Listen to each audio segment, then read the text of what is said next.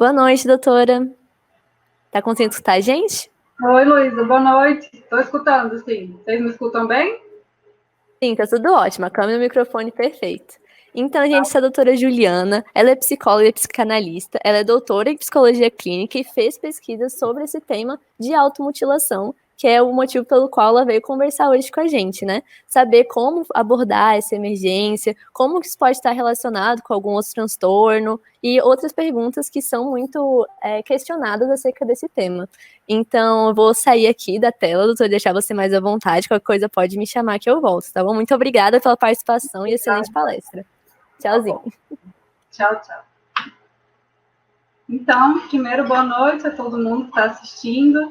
Eu quero agradecer, primeiro, a Líder de Psiquiatria Clínica, né, pelo convite. Eu fiquei muito feliz em poder falar desse tema, que é um tema que me convoca há muito tempo, me anima e preocupa também.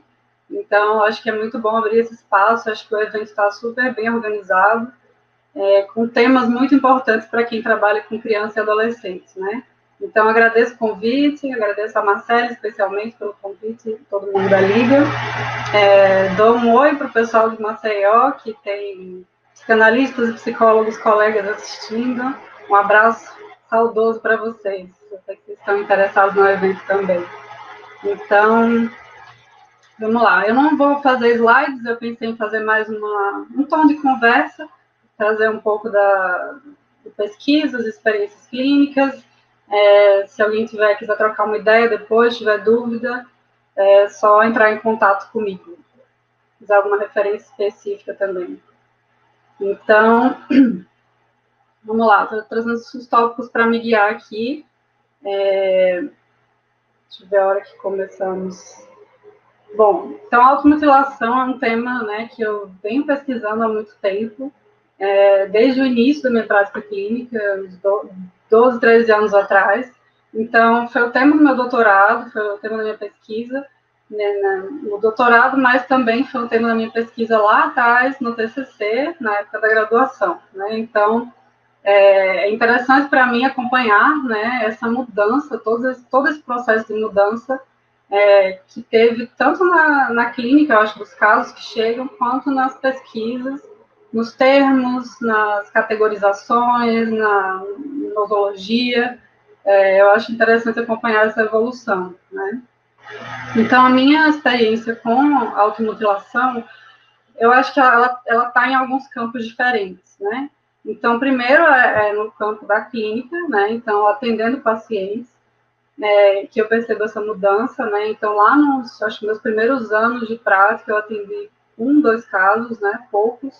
Depois, passou uns anos sem chegar, e eu acho que 3 a 4 anos para cá, tem chegado muito caso de automutilação. Então, essa é uma diferença, eu acho, gritante, marcante para quem trabalha com a clínica, que percebe isso muito claramente, né?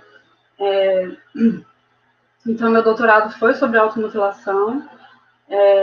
Eu durante o doutorado, eu fui para Londres, passei um mês lá na King's College, né, que é uma universidade lá, e tive contato com um psiquiatra da infância e adolescência, que é referência no assunto da automutilação lá no Reino Unido. Então, isso foi bem importante também para ter mais aproximação com pesquisas que são feitas a nível mais global, e lá eles têm umas pesquisas longitudinais, né, que é uma coisa que a gente não tem aqui no Brasil ainda. Então, é a coisa de acompanhar esses pacientes que chegam, essas pesquisas que eu estou me referindo, são pacientes que chegam no hospital. Então, são casos geralmente um pouco mais graves, ou pelo menos episódios mais graves, casos que chegaram ao hospital, foram atendidos, aí eles chamam um atendimento padrão, em comparação com um atendimento mais terapêutico, né? Um acompanhamento mais próximo. E aí eles acompanharam esses pacientes ao longo de 2 anos. Então, quando eu fui para lá, que foi 2017, essa pesquisa de 2 anos já estava publicada, e eles estavam no meio de uma pesquisa ainda maior, acompanhando esses pacientes ao longo de 8 anos, né? Então, essa de 8 anos ainda está em andamento. Então, eu achei bem interessante isso, porque eles conseguem ter uma noção, né, da evolução dos casos do efeito do tratamento, né, nesses casos, como esses pacientes ficam depois que eles passam para o hospital, depois que eles saem, quando eles são acompanhados. Então, isso foi bem interessante também, né? E o outro campo muito específico, né, que eu tive contato com a automutilação, foi um recorte da minha pesquisa do doutorado também, mas tem mais a ver com uma prática que é clínica também, clínica institucional, que foi uma época que eu trabalhei na unidade de internação com adolescentes infratores, aqui em Brasília, aqui no DF. E eu trabalhei 2 anos, né, nessa unidade. Quando eu falo unidade de internação, eu não tenho certeza se todo mundo entende o que significa, porque eu acho que internação remete muito ao hospital, né, mas estou falando de, basicamente, prisão para adolescentes que cometeram ato infracional. Então, lá nessa unidade, eu trabalhei 2 anos com as meninas. Era uma unidade mista, mas eu trabalhei atendendo só as meninas. E durante esse tempo tinha muito caso de automutilação, né? Tinha muitos casos e casos muito severos. E em ambientes assim, de presídio, né? Elas não têm acesso a objetos cortantes, perfurantes. Então, elas ficavam ainda mais criativas, né, nesse sentido. Então, dá para perceber que é um tipo de sintoma que acha uma maneira de acontecer, né, o sujeito acha uma maneira de fazer. Então, elas faziam com colher de plástico, embalagem de iogurte, às vezes ingerindo material de limpeza. Então, era muito severo e também era diferente porque acontecia em loco, né, então, é diferente de um paciente, por exemplo, que se corta em casa e depois vai para o consultório e fala sobre isso. Então, lá não, a coisa acontecia na hora. Às vezes as equipes ficavam muito mobilizadas e às vezes a gente estava no atendimento com outra adolescente e aí uma outra se cortava. E aí era aquela mobilização, levava para a enfermaria, a gente ia conversar. Então, tinha toda uma outra dinâmica, né? Então, isso entrou também na minha pesquisa, porque eu também tinha interesse em entender se o aspecto do ambiente confinado tinha algum efeito nesse sintoma, né? Então, eu acho que as duas grandes perguntas que eu sempre fiz em relação à automutilação, desde que eu, né, comecei a pesquisar isso, são basicamente por que as pessoas se cortam, né? Quais são os mecanismos psíquicos envolvidos aí e como tratar e acolher esses casos, né? Eu acho que é isso um pouco que eu pensei em trazer algumas das coisas, né, que são essas perguntas que me moveram nessas pesquisas. Então, eu trato a automutilação como um sintoma, né, e tem vários termos para se referir à automutilação. Então, tem gente que fala em comportamento, por exemplo, tem gente que fala em ato, tem gente que fala em fenômeno. Isso diz respeito ao pressuposto teórico que se tem, mas diz também uma posição de como é que a gente vê isso, né? Isso que se chama automutilação. Então, eu entendo como um sintoma, né, no sentido psicanalítico. Eu sei que todo mundo que está assistindo, muita gente não é da área, mas em termos muito gerais, o que a gente entende como sintoma na psicanálise é aquilo pelo qual o sujeito geralmente busca uma análise, né? Então, seria algo que faz sofrer, algo que está incomodando, está atrapalhando a vida, e que o sujeito vai até um analista, um psicólogo e endereça esse sintoma, né? Então, é algo mais ou menos do tipo, o que eu faço com isso? Né? Eu estou sofrendo, e aí o trabalho analítico é muito de questionar como o paciente se posiciona em relação àquele sintoma, porque o mesmo sintoma, ele é sentido, vivido, narrado de formas muito diferentes por diferentes sujeitos, né? Então, um sintoma de insônia, por exemplo, vai se manifestar de um jeito para uma pessoa, ela vai se posicionar de certa maneira, outra pessoa de outra, e de automutilação também, né? Então, já adiantando, não existe uma resposta pronta e única para dizer por que as pessoas se cortam. Cada pessoa tem um funcionamento que a automutilação entra aí para fazer alguma função, né? Então, a gente entende o sintoma como uma forma inconsciente de lidar com conflitos inconscientes, né? Que o sujeito arruma formas de funcionar um pouco melhor. Então, é um sintoma que vem aumentando, né, em número de casos. Eu acho que isso é ponto pacífico para todo mundo que trabalha com automutilação. A gente vê na clínica e os estudos epidemiológicos mostram também. Então, pela epidemiologia, né, pela incidência, geralmente se fala nos últimos 30 anos aumentou, nos últimos 10 anos aumentou ainda mais. Eu entendo que nos últimos 3, 4 anos ainda mais. Então, a sensação que eu tenho é que só vem aumentando, né?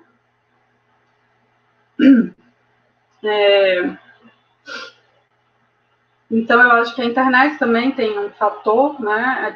É um fator predominante nisso, porque alguns anos atrás as pessoas se cortavam e isso ficava muito restrito àquele ambiente, por exemplo, escolar, ou ambiente familiar. E agora, isso tudo pela internet, a gente tem comunidades específicas de automutilação, tem blogs, então isso tudo tem uma influência também, né? Em relação à prevalência de idade, gênero, o que se observa é que a idade é mais frequente na adolescência e não exclusivamente, né? A gente tem crianças que se mutilam também, geralmente não com cortes ou lâminas, né? Mas às vezes se machucando de outras formas, e tem adultos também, jovens adultos, idosos, mas a faixa, né, maior é na adolescência, até início mesmo, puberdade, tem acontecido muito também.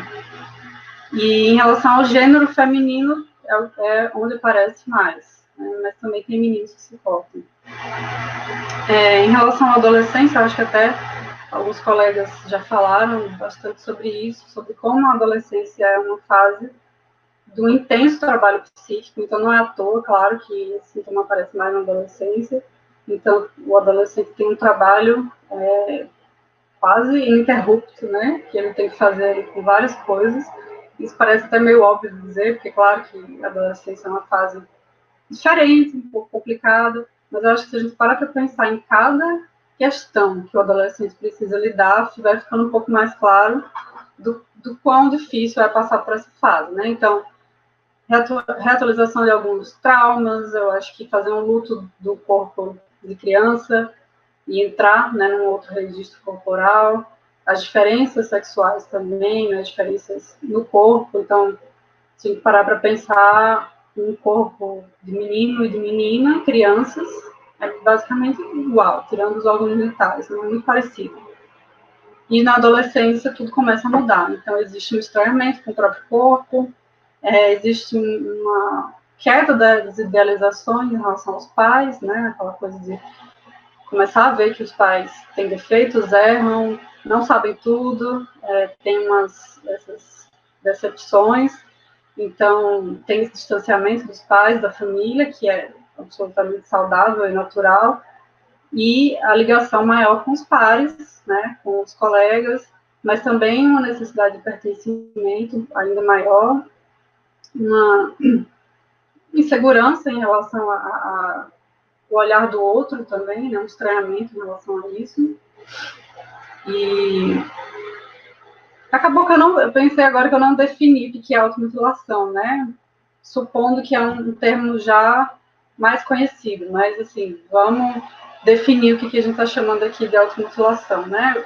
O que eu estou falando aqui.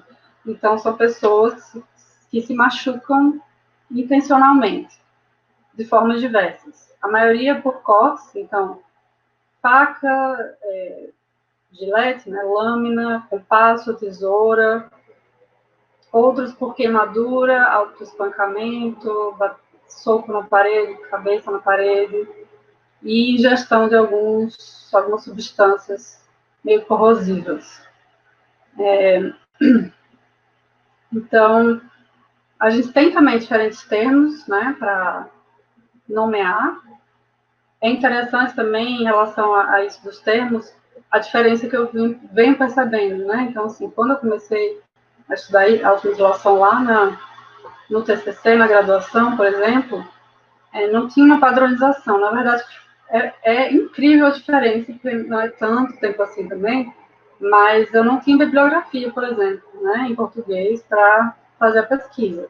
E quando eu falo não tinha mesmo, assim, parece exagero, mas eu pesquisava automutilação e termos similares nos periódicos, né, nas bases de dados, e eu lembro que eu achei, tipo assim, automutilação em aves, né, uma coisa assim, na área da veterinária, e alguns artigos sobre automutilação em psicóticos, que eram casos mais graves, então, às vezes, de amputação de membros, em crise psicótica, né? Nada do que eu estava procurando. Mas tinha bibliografia em inglês, a maioria americana e inglesa, que definia o que eu estava procurando, mas com termos diferentes também. Então, tinha self-harm, tinha self-injury, não era muito padronizado também. E eu lembro que na época que eu fui escrever o trabalho, eu tive que fazer meio que uma decisão ali do que eu ia usar, qual termo que eu ia usar. Porque tinha opções, né? E eu acabei optando por automutilação. Depois os anos foram passando, mais pessoas foram usando, outras pessoas foram usando outros termos. E eu acho que hoje está bem consolidado até como automutilação. Pelo menos nos últimos anos eu tenho visto que meio que pegou, né? E existe um termo comum também para falar sobre isso, que é a escarificação. Alguns psicanalistas franceses usam esse termo. No Brasil também se usa bastante. Eu, pessoalmente, eu não gosto de usar a escarificação, porque eu acho que é um termo já muito apropriado pela arte corporal, né? Então, tatuagem, piercing, se você colocar no Google escarificação, no Google Imagens, o que vai aparecer são aqueles desenhos na pele que são feitos por raspagem, uma espécie de raspagem, que viram uma cicatriz, mas viram um desenho, né? Uma flor, um pássaro, e é feito por outra pessoa. Então, é outra coisa, né? Então, eu acho que isso é interessante também. Isso foi uma pesquisa que eu fiz quando eu estava pensando sobre os termos, porque os termos não estão dissociados da cultura, né? Então, eles vão sendo apropriados, eles vão sendo incorporados. Então, se tem um termo que já está muito bem incorporado num certo campo, eu acho que a gente vai diferenciando aí como é que essas coisas estão aparecendo, né?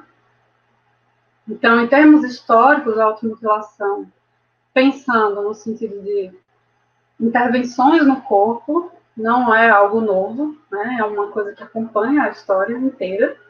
Então, em quase todas as culturas, eu acho que talvez todas, existiam ritos de passagem, rituais grupais, tribais, que tinham uma interferência no corpo, né? Então, o ritual de passagem da infância para a fase adulta, né? Nem tinha adolescência, era marcado no corpo,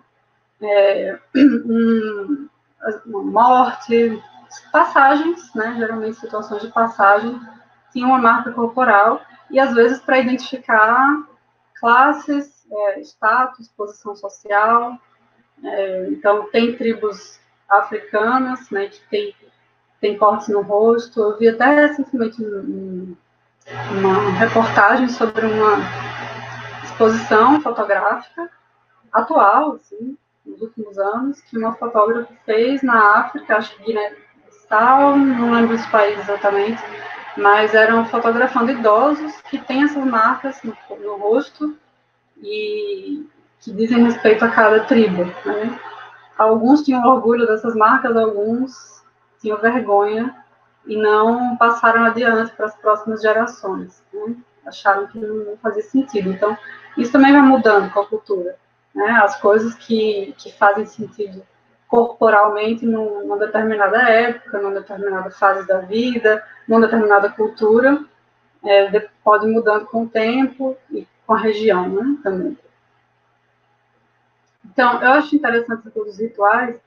Tem um antropólogo, o Davi Le Breton, né, que ele fala sobre os rituais. E aí ele fala que todos os rituais têm 3 elementos específicos que fazem parte dos rituais, que é a dor, o sangue e a marca física. Então, em quase todos os rituais, geralmente, há algo né? Se inflige uma dor numa pessoa, tem alguma dor que se passa, geralmente tem algum derramamento de sangue, e depois fica uma cicatriz, que é justamente para identificar e as pessoas saberem se a pessoa passou de uma etapa, se a pessoa faz parte de tal grupo. E isso aparece na automutilação, né, de uma certa forma, porque está envolvida dor, está envolvido sangue, está envolvida uma marca física depois. E muitas pessoas que se cortam fazem de uma forma ritualizada. Então, tem um ritual próprio de cada um, de entrar no quarto, pegar guardanapo, papel e certas lâminas. Então, tem uma coisa ritualizada para algumas pessoas, né? Para outras é uma coisa mais impulsiva. E então o corpo é uma forma de comunicação, sempre foi, né? É a pele é a parte mais visível do corpo. Então, mesmo quando se tenta esconder, né, que tem muitos pais que descobrem que o filho está se cortando, por verem o filho usando manga comprida no calor, né? Então, você vê que mesmo quando existe uma tentativa de encobrir, o encobrir revela, né, alguma coisa. Então, a pele tem esse caráter de borda, né, de fazer uma mediação com interior, exterior, fronteiras, eu, outro, relação do sujeito com o mundo. A gente sempre funciona a partir do olhar do outro, né, de como os outros nos reconhecem, como eles reconhecem os outros. Então, uma cicatriz insere uma pessoa na cultura. A diferença que a gente pode fazer um paralelo é que em culturas antigas, tribais, etc., às vezes uma marca física inseria a pessoa na cultura. Enquanto hoje, por exemplo, uma pessoa que se corta e que tem uma cicatriz, ela pode ser, inclusive, uma coisa de excluir, não incluir, né? Então, às vezes as pessoas são rejeitadas quando alguém vê que tem uma cicatriz e taxam de louca ou problemática. Então, tem uma coisa que funciona diferente hoje, como esse caráter inclusão ou exclusão, né? Então, tiveram algumas mudanças também, falando um pouco agora no campo mais psiquiátrico, mudanças no manual diagnóstico, né? Então, pensando no DSM, para quem não é da área, o Manual Diagnóstico e Estatístico de Transtornos Mentais, tiveram mudanças significativas do DSM-4 para o 5, né? A gente está no 5 agora, na 5ª edição. Então, no DSM-4, como é que a automutilação aparecia? Aparecia como um sintoma do transtorno de personalidade borderline, era um dos critérios, né, diagnósticos. Aparecia como um sintoma de transtorno dissociativo de identidade, era outro. E mais alguns, né? Pode aparecer em caso de autismo também. Então, tinham alguns, mas eu diria que quase todo mundo associava a borderline. Eu vejo pessoas associando a transtorno bipolar também, né? Por uma questão de impulso e, às vezes, pela fase da mania. Mas, se a gente for pensar em termos diagnósticos, o DSM não está em transtorno bipolar. Nunca esteve, né? Então, a mudança que aconteceu, né, para o DSM-5 é que apareceu um transtorno novo, chamado transtorno de escoriação, que até eles mantiveram o nome em inglês também, chama skin picking, que seria ficar cutucando a pele, machucando. E isso está dentre os transtornos obsessivos compulsivos relacionados. Está nessa área, que tem a ver com esse comportamento mais compulsivo, né?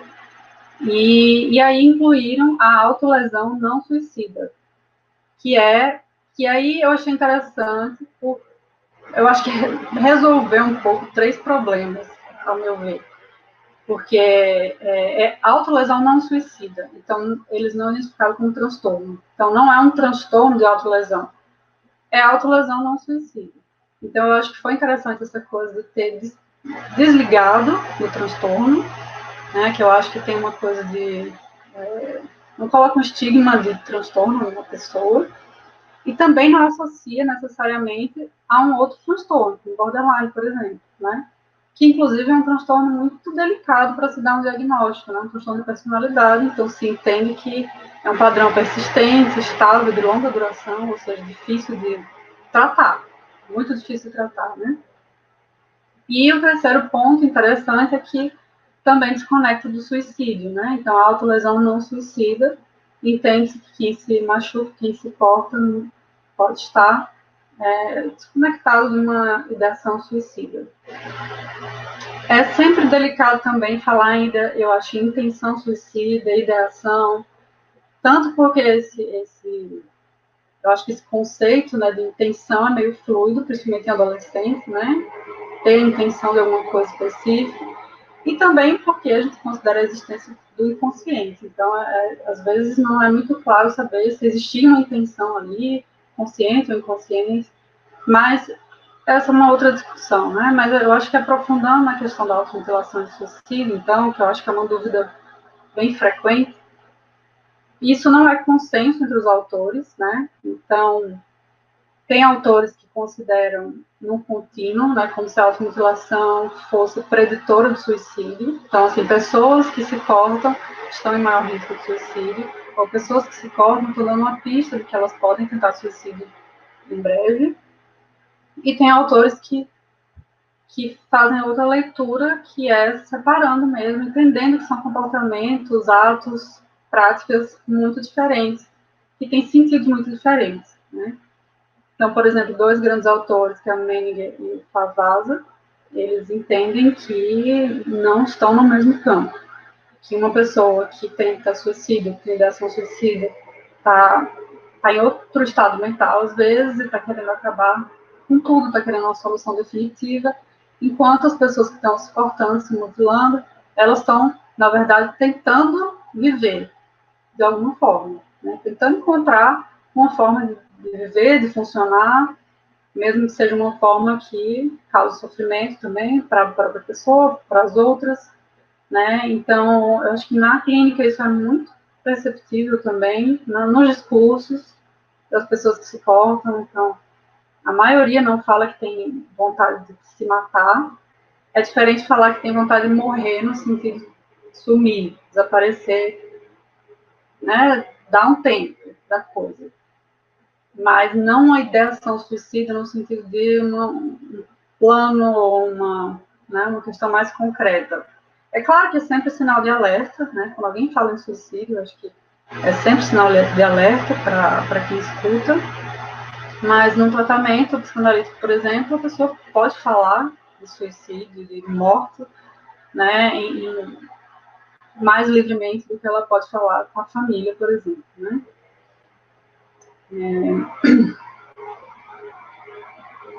Então, falando um pouco desses sentidos, né, que seriam os porquês das pessoas se cortarem, se machucarem, o discurso mais comum entre as pessoas que se cortam, na verdade é o discurso que circula mais frequente, é que é uma tentativa de transformar um sofrimento emocional numa dor física, né? Como se a dor física fosse mais fácil de administrar, gerenciar, do que uma dor emocional. E é claro que isso faz sentido, porque a gente sabe que quando a gente está com dor de qualquer espécie, né, uma dor de cabeça muito forte, a gente não consegue pensar muito em outras coisas, a gente fica focado na dor, na resolução da dor. Então, existe uma coisa de desviar para o concreto, para o corpo, para uma parte do corpo específica, né, em que a pessoa se engaja muito naquele ato, e momentaneamente aquele turbilhão de angústias e ansiedades e pensamentos podem amenizar, né? Então, são sofrimentos que podem ser muito avassaladores e que o ato de cortar dá um corte mesmo, né? Dá uma brecada naquela agonia. E, em geral, as pessoas que se cortam falam que isso dura pouco tempo, esse alívio, né? Então, falam que aliviou um pouco, depois voltou tudo. E aí, esse é um dos riscos, que é que a pessoa se engaje em automutilações repetitivas e, às vezes, mais severas, porque tem também um caráter de evolução para algumas pessoas, no sentido de precisar cortar mais fundo para sentir a mesma coisa, o mesmo alívio, muitos associam a automutilação com a dependência química, toxicomania, né, que acham que não podem viver sem ou que precisam cada vez fazer mais, e mais fundo e mais intenso. Né?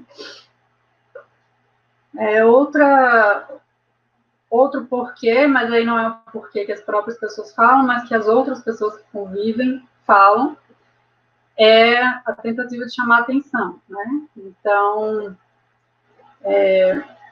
isso é uma coisa que geralmente as famílias falam, né? E às vezes tratam como bobagem, frescura, tá querendo chamar atenção.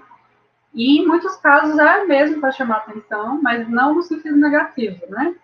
Não no sentido que as famílias falam, mas no sentido de que as pessoas às vezes estão precisando de atenção, né? E às vezes é muito difícil para um adolescente conseguir falar para os pais que eles estão precisando de atenção, ou seja lá o que for. E isso é uma coisa que a gente escuta na clínica, né? Às vezes a pessoa, já escutei adolescentes, por exemplo, já pedia muito para minha mãe para marcar um psicólogo, e eu nunca marcava, esquecia, deixava para lá. Mas aí teve aquele dia que eu me cortei, ela ficou muito desesperada, ficou muito preocupada, e a gente começou a conversar, e aí eu vim aqui, né? Então, assim, eu acho que às vezes tem uma sensação dessa para os adolescentes, que é assim, eu preciso chegar no extremo para que olhem para mim. E aí é o olhar mesmo, né? Porque aí é o olhar no corte, o olhar assustado, preocupado, mas que é um recurso também, que às vezes os adolescentes têm para se comunicar. Então, estão passando uma mensagem, né? Outros porquês, né? Para algumas pessoas tem uma função tranquilizadora, então é isso que eu já falei, do turbilhão, então dá uma apaziguada, dá uma baixa, né? E sentem alívio, enquanto para outras pessoas é bem o contrário, né? Função estimulante. Então, as pessoas relatam que estavam se sentindo mortas, sensação de despersonalização, de distanciamento, e aí quando se cortam, meio que voltam à vida, né? Então, a coisa de ver o sangue, de sentir que está vivo, sentir pulsando, sentir a dor, né? E cuidar do machucado, e ver a cicatriz, tudo isso é como se trouxesse uma ancoragem, né? Uma volta para a vida. E outra questão que aparece é o efeito contagioso, né? Entre aspas, mas é um termo que se usa mesmo, contagioso, tem autores que usam efeito de aglomeração, mas é basicamente quando os adolescentes, eu falo muito em adolescentes, mas aí a gente amplia para seja o público que for, né? Mas quando o adolescente vê que o outro está se cortando, e ele faz para experimentar também, ou como imitação. É claro que isso é muito difícil para eles admitirem, né? Porque eles falam, não vou imitar ninguém, fiz porque eu quis, mas a gente sabe que tem um caráter de imitação. Isso é absolutamente normal, ainda mais na adolescência, né? Porque tem questões mais marcantes de identificação com o grupo, com os pares. Freud até fala disso um pouco no texto da Psicologia das Massas, as análises do eu, né? Que ele cita só que ele fala de uma crise de histeria, né? Mas ele cita de um caso das moças do internato, né? Então, assim, moças que moravam juntas, viviam juntas no internato, e uma tem uma crise, e a partir daí várias passam a ter num processo identificatório. Então, isso é bem perceptível nas escolas. Lá na unidade de internação, eu trabalhei com as adolescentes também, e algumas delas até eram muito abertas, tranquilas em falar isso. Assim. Algumas falavam, eu via fulano fazendo, e aí eu quis testar para ver como é que era, se me dava algum alívio também e tal. E muitas que tentam, assim, por experimentação, não se engajam na automutilação, né? Não ficam muito fixadas nessa saída. E a internet, obviamente, escancarou isso, porque as pessoas às vezes se cortam, publicam uma foto, a outra vê, e aí se corta também, compartilha a foto também. Então, tem toda uma comunidade virtual, né, que está funcionando em torno da automutilação. E eu acho também muito, às vezes, problemático isso, porque Eu acho que tem comunidades que se propõem a ajudar, parar de se mutuar, então uma dá força para a outra, sempre muito bem intencionados, eu acho, e com muito carinho, às vezes uma pela outra, mas é um tipo de ajuda muito frágil, né? Porque também é baseado em identificação, então é muito fácil acontecer de uma estar muito bem e puxar a outra para cima, e em outro dia, daqui a uma semana, não está muito mal, e sem querer, claro, sem intenção, acabar puxando a outra para baixo. Então, é um tipo de coisa que precisa ser falada e tratada com profissionais que têm experiência com isso, que entendem e que tratam esse tipo de sintoma, né? Então, a internet costuma ajudar muito, né, nesse processo. Então, vocês percebem que tudo isso que eu venho falando tem uma relação muito forte com a linguagem, né? Então, quando a gente pensa em condensar um turbilhão de sentimentos, pensamentos numa parte do corpo, a gente está prescindindo da linguagem, né? Deixando de falar sobre aquilo para focar numa coisa concreta, palpável no corpo. Em relação a chamar a atenção dos pais, também não se consegue falar, e se parte para uma coisa muito mais drástica, ou em relação a grupos, pares, às vezes tem isso, né? Às vezes algumas pessoas se sentem excluídas se não estão num grupinho que todo mundo se porta, ou então precisam demonstrar uma certa força, um desafio, eu me importo, você não, tem isso também. Então, tudo isso culmina com o que eu acho que, para a gente fechar, é falar sobre o tratamento, né? Sobre o tratamento desses casos. Então, o que é o tratamento psicanalítico com esses casos?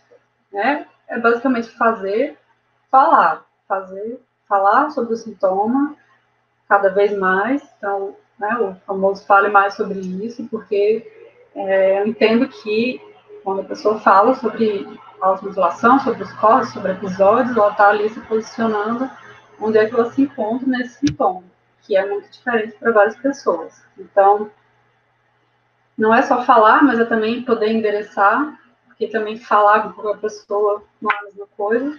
Então, falar com o pai, uma mãe, geralmente vai trazer muita angústia, o que é importante que se fale, mas nem sempre o que os pais vão falar, o que os amigos vão falar, vai ajudar aquela pessoa. Às vezes a intenção é ótima, o amor e o carinho são muito, muito importantes, mas às vezes certas frases ou certas formas de tratar, de lidar com aquilo, não ajudam, né? Então, às vezes, a gente vê, por exemplo, um adolescente falando, eu prometi para minha mãe que eu não ia mais fazer, mas acabou que eu não consegui, recaí, e aí vem toda uma culpa, né? Outro dos porquês, né, que eu esqueci de falar, é a autopunição. Então, é se sentir culpado por alguma coisa, achar que vacilou com alguém e se corta para se punir, e às vezes punição por já ter se cortado. Então, se cortou por outro motivo, mas aí viu que magoou os pais, que deixou alguém desesperado, e aí se sente tão culpado que é uma coisa de expiar a culpa, que isso aí é muito antigo, expiação de culpa através do corpo, né? Então, é importante que o sujeito, né, o que está se cortando, se mutilando, enderece isso para um profissional, para que algo seja construído em cima disso.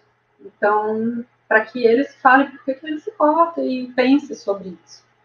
Então, para a psicanálise, a gente entende que o saber está do lado do sujeito, né? Só que ele não sabe que sabe, por isso que ele precisa endereçar. Então, se a gente pergunta para alguém que se corta muitas vezes por que ela faz isso, a pessoa fala, eu não sei, né? Eu não sei por quê. E não sabe mesmo muitas vezes, mas a partir de um trabalho com as palavras é que isso pode ser construído, que também é uma construção, né? Então, o profissional pode ajudar a descobrir ou construir nesse processo, conduzir o paciente nesse processo. Então, ele não vai falar, interpretar e dizer por que ele faz isso. Então, assim, colocando não adianta muito explicar, interpretar, né? Eu percebo isso. Eu acho que é como um paralelo, mais ou menos, com alguém que tem uma dependência química, toxicomania. Não adianta muito falar que droga faz mal para a saúde, né? Todo mundo sabe. Então, quem se corta sabe que tem risco, que poderia estar funcionando de uma forma mais saudável. Não é uma questão informativa, mas é uma questão de construção do sentido do sintoma para cada um. Né? Então, por exemplo, é muito diferente quando a gente sabe que um adolescente, por exemplo, um episódio, o adolescente, a menina estava muito angustiada, e aí se cortou, foi até o banheiro para limpar o corte, passou pela mãe, a mãe viu, ficou muito assustada e começou a conversar e decidiu, primeiro brigou, muita raiva, e depois ficou preocupada, chorou e levou a menina para um acompanhamento. Se a gente tentar interpretar ou entender que aquela menina passou pelo banheiro do lado da mãe para que a mãe visse e falar isso para um adolescente, por exemplo, sendo adolescente, o que ele vai dizer? Nada a ver. Não, eu fiz, eu me cortei, mas não tinha nada, não era para minha mãe ver. Acabou que ela viu. Então, isso é uma coisa, né? Que não é um tipo de abordagem que a gente faz. Outra coisa é essa mesma menina, essa mesma pessoa, ficar falando sobre os cortes, a família, a mãe, sessão após sessão, e chegar num ponto, né, que ela pensar que a relação com a mãe está muito melhor, por exemplo, e uma coisa que acontece, por exemplo, que a gente precisa envolver as famílias no processo terapêutico, não é no sentido de ficar falando para a família que fulano se cortou de novo, ou envolver a família no atendimento, mas quando a família se implica e se envolve, a gente vê a diferença. Então, por exemplo, tem casos que só a nova rotina de levar o filho no psicólogo toda semana e às vezes criar aquela espécie de tradição, né? Então, isso acontece, né? Já aconteceu de escutar, por exemplo, virou nosso momento mãe e filha, eu venho aqui na sessão, trago, depois a gente vai na padaria, faz um lanche, conversa. Então, isso aí tem um efeito também terapêutico, né? No entorno. E, então, por exemplo, voltando à história da menina que se cortou e passou pelo banheiro, é diferente ela ficar falando sobre isso, até que ela chega um ponto que fala, nossa, minha relação com a minha mãe está bem melhor, acho que ela está escutando mais o que eu falo. Eu acho que naquele dia, talvez eu quisesse mesmo que ela visse esse corte. Então, assim, é uma mudança de posição subjetiva aí, que às vezes, né, o sujeito faz depois de falar muito sobre tudo o que vem acontecendo, né?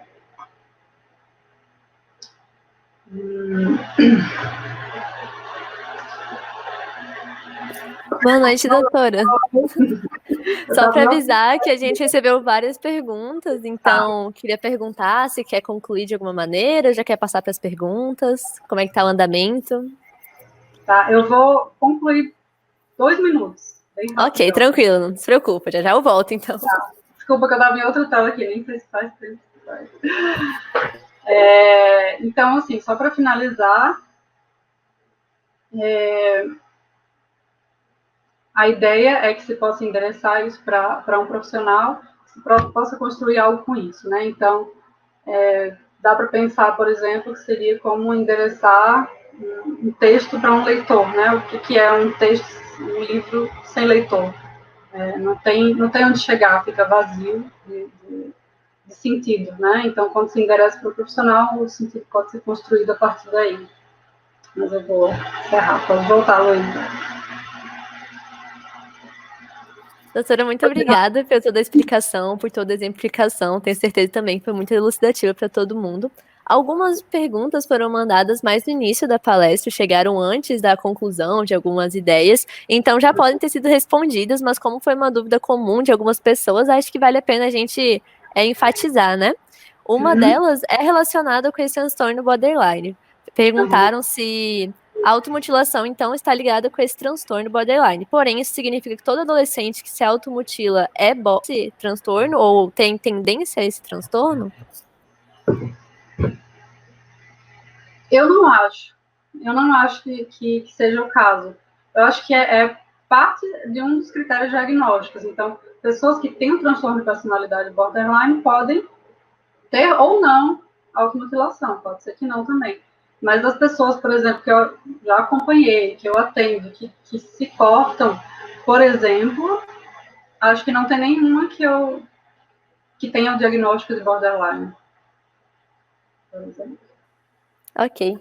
A outra pergunta é, a pessoa mandou assim: aproveitando o viés psicanalítico que a doutora trouxe, a automutilação relaciona-se com a pulsão de morte? Podemos afirmar, então, que essa automutilação poderia ser interpretada como uma tentativa de suicídio? Também já foi abordado, mas acho que vale a pena a gente enfatizar. Bem interessante isso, porque muita gente associa a automutilação com pulsão de morte, né? Mas, por exemplo, o Menninger, que é esse autor que foi o primeiro que escreveu e organizou sobre a automutilação, ele fala que justamente a automutilação seria uma vitória da pulsão de vida sobre a pulsão de morte. Então, o que é a pulsão de vida? Bom, complexo, mas seria uma tentativa de viver nesse caso. Então, é isso que eu falei um pouco sobre o suicídio. E precisa muito investimento para fazer um corte. Precisa parar, precisa pegar um instrumento, precisa fazer o corte, precisa se limpar, às vezes esconder, cuidar da cicatriz. Então, eu acho que tem muito investimento de vida em se cortar, eu acho. Então, não seria pulsão de morte, na minha leitura. A outra pergunta é como a automutilação está ligada ao inconsciente coletivo? Bom, o inconsciente, ele é sempre social, além de individual. Né? Então, eu acho que é um pouco o que eu falei em relação à cultura, que os sintomas, eles não estão dissociados da cultura. Né? Então, por exemplo, se é um sintoma que está acontecendo mais hoje do que 10 anos atrás, a gente precisa investigar ou ter hipóteses do porquê que ele está acontecendo mais hoje. Uma das hipóteses é a exposição mesmo em relação à internet, porque cria identificações. Então, quando você tem um grupo mais restrito, que você só tem contato ali na escola, você não sabe o que acontece em outras partes do mundo. E hoje você pode fazer um corte, postar uma foto e ver uma pessoa no Japão que também se cortou. Então, isso tem um efeito cultural também. A próxima pergunta seria sobre essa abordagem, perguntando qual a contribuição que uma equipe multidisciplinar pode fazer com adolescentes que chegam nessa unidade de internação em saúde mental com esse histórico de automutilação. Quais seriam as prioridades nesse momento? Unidade de internação, você fala hospital. Acho que vocês botaram unidade de internação em saúde mental. Sim, a gente sim, então. Eu acho que o trabalho interdisciplinar é bem importante. Eu acho que em alguns casos a gente recebe encaminhamento de psiquiatra e também a gente caminha para psiquiatra em alguns casos, porque tem pessoas que não têm necessariamente um transtorno mental relacionado, mas às vezes estão muito ansiosas ou até deprimidas. Então, até a própria ansiedade excessiva ou outros sintomas podem atrapalhar até para que ela faça um trabalho terapêutico e conseguir falar sobre aquilo. Né? Então, eu acho que tem principalmente, eu vejo muito psiquiatria e psicoterapia muito juntas. Eu acho que terapias de grupo são importantes também para adolescentes, né? Eu acho que grupos de adolescentes são muito, muito eficazes também nesse processo. Ok. A próxima pergunta é se a tricotilomania, que seria o ato de arrancar cabelos, pelos, pode ser considerada uma forma de automutilação. Sim, está dentro do. Tá mais relacionada a sintomas obsessivos, né, de ansiedade também, mas é considerado no rol das automutilações, porque é um dano ao próprio corpo, né? E tem gente que arranca o cabelo e às vezes engole, então cria um dano ainda maior, estaria no mesmo campo. Ok. A outra pergunta é quais atividades, como uma atividade física, por exemplo, até mesmo outros assim, hobbies, atividades, podem ser interessantes para ajudar a pessoa que se automutila a mudar o foco ou lidar com essa dor emocional de alguma outra forma. Quais atividades poderiam ser interessantes? Então, eu acho que isso é bem singular. Eu acho que os próprios pacientes eles vão encontrando essas formas. Às vezes, por exemplo, com isso, as comunidades na internet ajudam um pouco. Tem sites que às vezes dão ideias do que fazer. Eu acho que isso é paliativo para alguns momentos, eu acho que contém um pouco, e as pessoas de fato às vezes deixam de se cortar porque conseguem conversar com alguém, fazer um exercício físico, fazer outras coisas. Eu só acho que um trabalho mais profundo sobre o sentido do porquê está se cortando, porquê está sofrendo tanto, é que é interessante ter um trabalho terapêutico, assim. A outra pergunta é se há algum autotratamento recomendado para o sujeito que deseja se cortar, que ele evite esse ato mesmo sem algum acompanhamento psicológico. Se tem como a pessoa ter algum autotratamento para conseguir evitar isso. Autotratamento? Se tem algo que teoricamente poderia ser recomendado para o sujeito conseguir lidar com isso de maneira pessoal. Acho que é esse o viés da pergunta. Eu acho que entra, né, assim, se relaciona um pouco com essa pergunta anterior, né? Eu acho que cada um às vezes encontra. Tem pessoas que acham que escrever ajuda. Tem até um livro de uma automutiladora inglesa que ela se tratou com análise também, mas ela escreveu o livro justamente sobre essa relação terapêutica e dizendo o quanto a escrita do livro ajudou ela a parar de se cortar, que o próprio ato de usar a mão para escrever no papel, isso foi muitos anos atrás, ninguém escreve no papel quase mais, mas ajudou ela a parar de se cortar, né? Então eu acho que as pessoas encontram algumas formas, né, de amenizar. Foi trazido aqui nas perguntas até algumas pessoas perguntando esses exemplos de, por exemplo, eu tenho essa tendência de fazer uma automutilação, por exemplo, na região do pulso, poderia fazer um desenho, igual foi comentado, será que isso é produtivo? Será que ajuda nesse tratamento? Eu já vi comunidades na internet falando coisas assim. Inclusive, eu vi esses dias um site que falava, uma menina falando, dando uma dica, dando uma ideia para, acho que desenhar uma borboleta e esperar até o desenho ir apagando, que isso ia significando que eram mais dias sem se, sem se cortar naquele lugar, né? Então, eu acho que as pessoas vão encontrando formas de simbolizar isso, né? Então, isso é uma coisa bem simbólica, né? Então, ela fala mais sobre isso, mais do que eu estou falando agora, mas algo sobre libertar a borboleta. E eu acho que essas dicas ajudam para umas pessoas sim, para outras não. Para outras pessoas acham que escrever não adianta nada, prefere falar, ou para outras pessoas exercício físico, mas isso tudo eu acho que não torna desnecessário a ajuda profissional. Eu acho que, inclusive, às vezes é complicado seguir, né, por um caminho que a pessoa demora muito para se tratar e vira uma coisa muito repetitiva, que aí diz que é muito difícil largar. Inclusive, nesses sites que eu via, as próprias meninas que se cortavam diziam isso. Se você nunca se cortou, tente não começar, porque depois é difícil. Né? Tem um ciclo, tem uma coisa repetitiva, que é a coisa dos sintomas que se repete mesmo, né? Ok. E a última pergunta é mais questão de diagnóstico, assim. Perguntou se existem parâmetros para definir esse diagnóstico de automutilação, por exemplo, a prática, a frequência ou outros parâmetros, ou qualquer evento já pode ser diagnosticado como uma automutilação.